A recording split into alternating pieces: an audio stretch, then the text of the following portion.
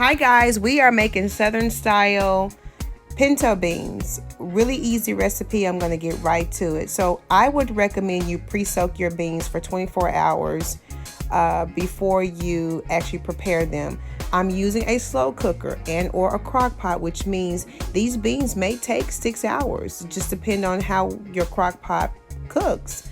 I add onions, and in this case I'm using turkey bacon, but you can use whatever meat you like.